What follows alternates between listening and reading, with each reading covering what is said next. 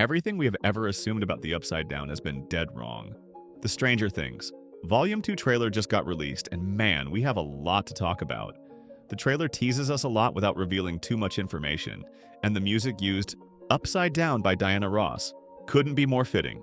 In today's video, I am going to analyze the trailer and show you all the hidden details and clues you might have missed.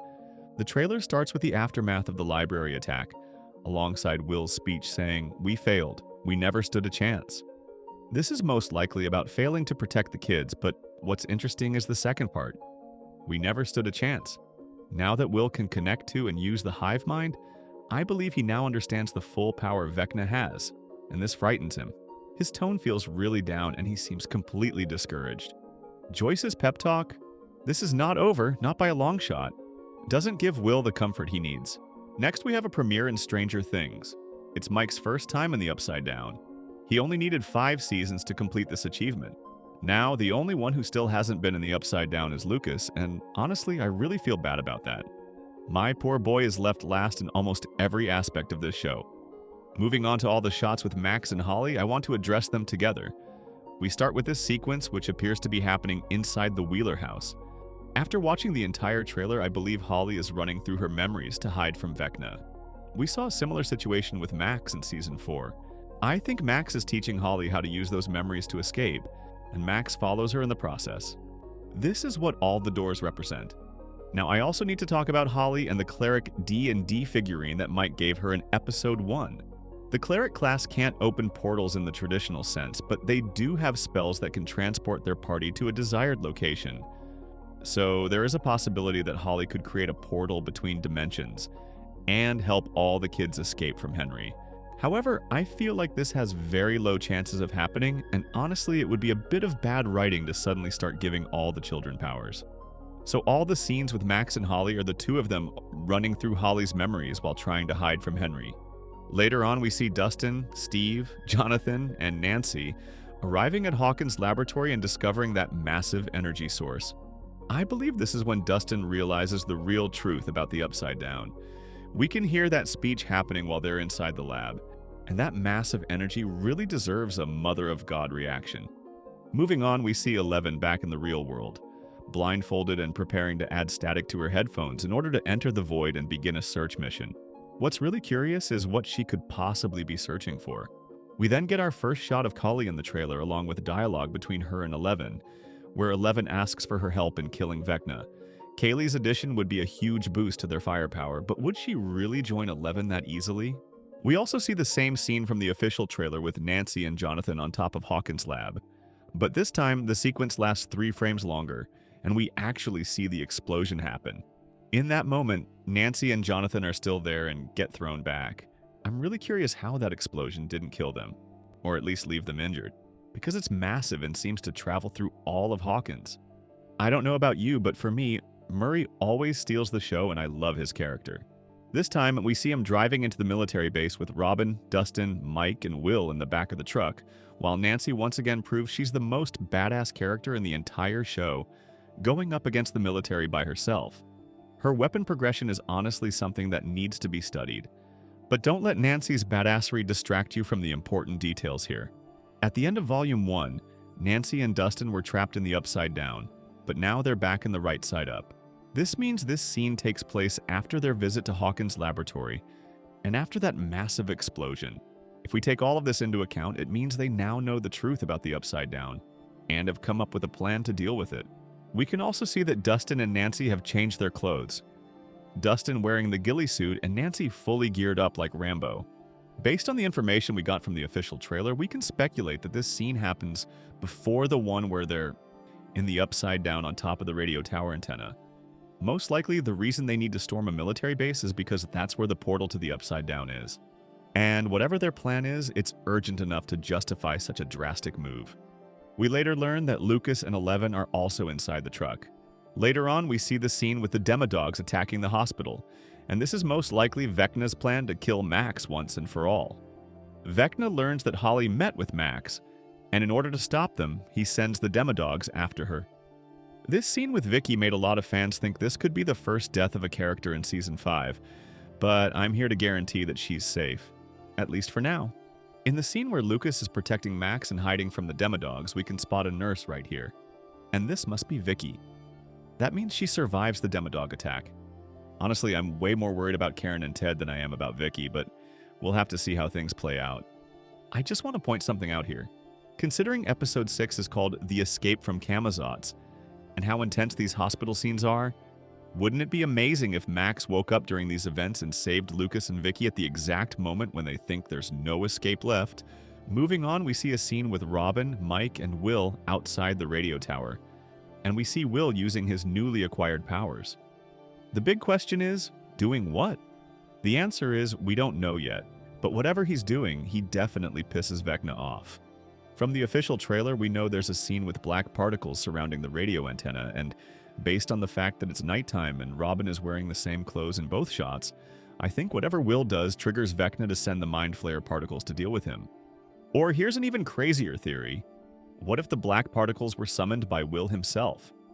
What if Will is testing the limits of his power and can now access the Mind Flayer's abilities as well, not just control Demogorgons? Let me know what you think in the comments, because if that's true, things are going to get absolutely wild in the final volume. In the next shot, we see the entire gang in the back of the truck that Murray drove through the military base. The only ones missing are Joyce and Hopper, and that's a pretty big question mark. Another interesting detail is that 11 is wearing scuba diving equipment. We know she was using sensory deprivation to search for someone. Maybe being blindfolded and using static wasn't enough, and she needed to fully push her powers to find what she was looking for. This really puzzles me, because in the next shot we see Mike reuniting with Dustin in the Upside Down.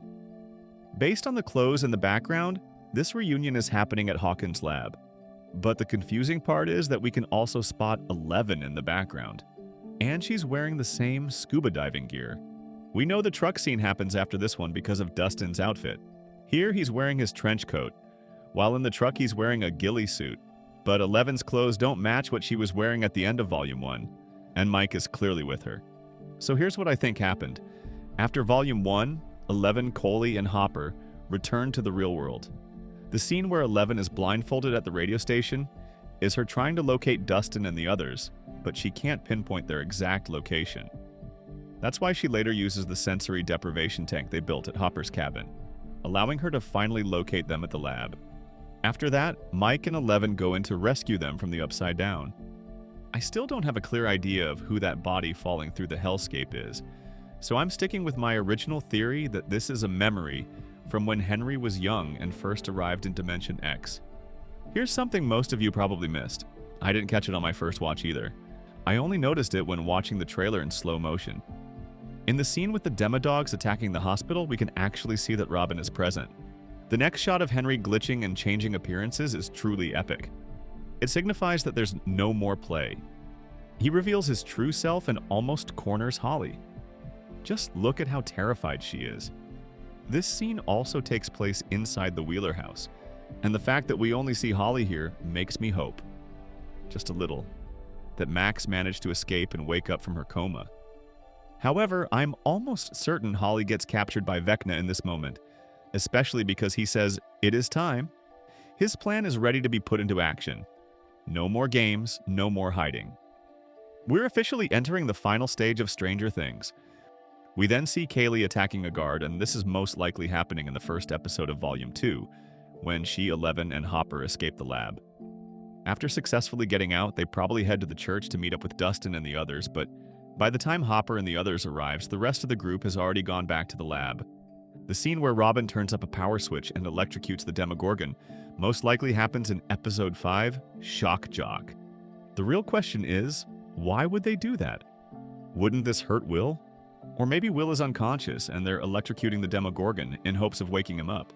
The dialogue between Steve and Dustin made a lot of people worried, but to me it's a clear sign that both of them survive in the end.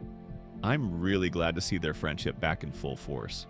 How many of you noticed that this scene is a direct reference to Season 3, when they were descending in the elevator into the Russian base?